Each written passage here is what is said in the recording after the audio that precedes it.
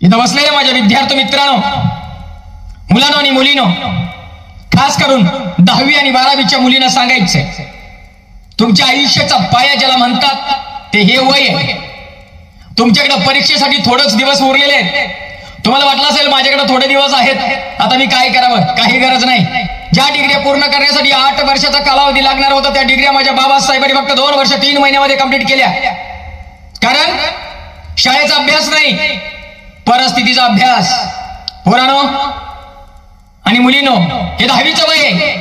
शाळेचा अभ्यास कमी झाला अजिबात म्हणू नका. तुमच्या घरच्या परिस्थितीचा अभ्यास असणं तुमच्यासाठी फार महत्वाचं आहे. शिकलेली लोक मोठी झाली नाहीत, ज्याने अभ्यास केला ती लोक मोठी झालेले लक्षात ठेवा.